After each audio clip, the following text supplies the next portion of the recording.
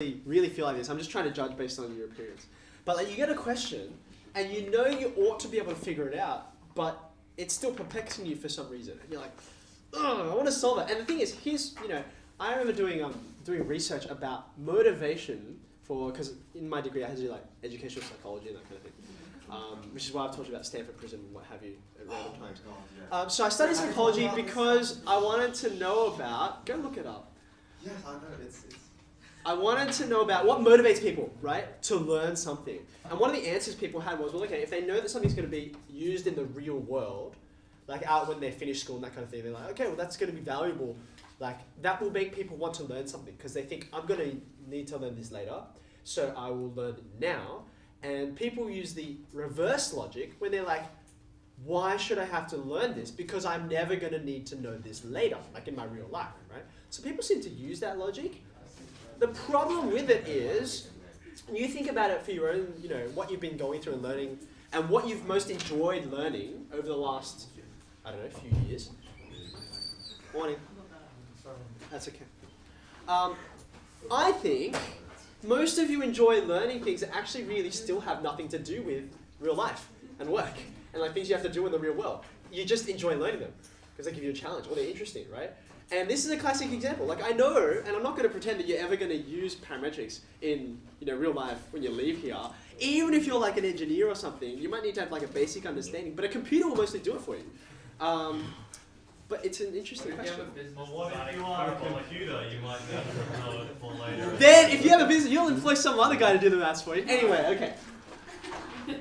My way to get into this question is first to finish off this one. Okay, so this was the intersection of the tangents. Okay, and I want to just back up a little bit and just imagine. Okay, we worked out the restriction because we looked at it graphically, but suppose we hadn't done that, and suppose we needed to use the discriminant method. Okay, now we haven't done all that many examples on it, and it's confusing, so I'm going to do another one. So hopefully it'll start to settle in your head. Okay.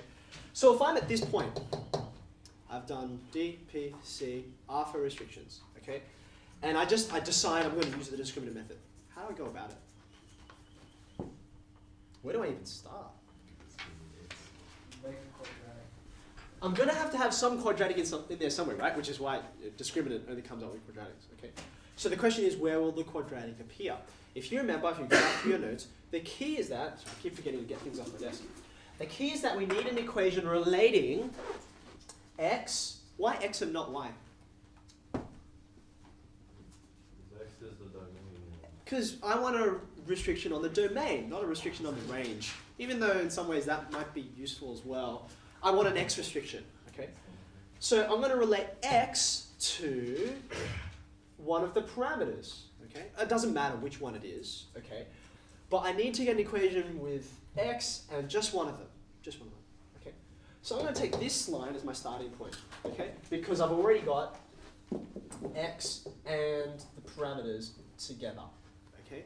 So, well, how do you suggest I get rid of one of the parameters? What could I do?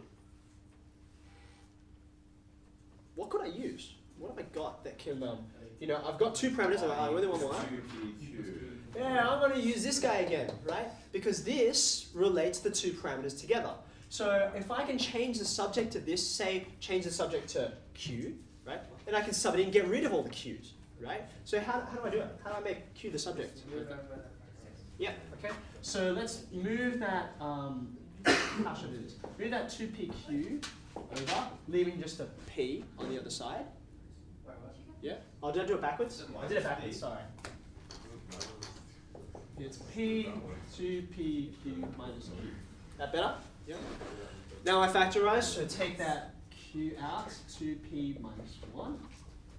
Okay, so now there's the Q that I'm after. Okay, so far so good. So what was I going to do with that? Why did I bother to do that? Good, I'm going to bring it in here.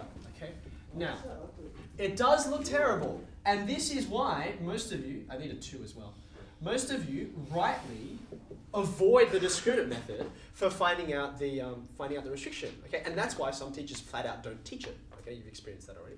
But it's going to be useful for us in 2 minutes when I finish this question and have a look at the normals question. Okay, so what do you propose I do at this point?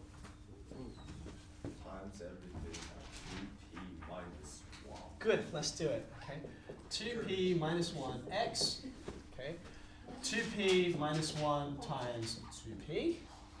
And then a 2p on the end. Okay. Remember where I'm going to end up? I'm going to end up at a quadratic equation in p, right? So let's get to work.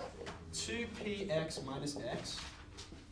4p squared, tick. There we go, got the quadratic. Minus 2p plus 2p. Okay? Right, let's get it all on one side.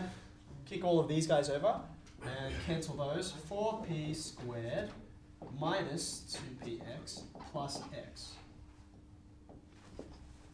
Okay? Now what? What was this method called again? The discriminant? So I should maybe use the discriminant? Why am I using the discriminant? I want real solutions for P, right? That requires the discriminant being greater than or equal to. Okay? So be careful because not a quadratic in X, so you just got to make sure you don't confuse your letters. B squared. What's B squared? Look at it.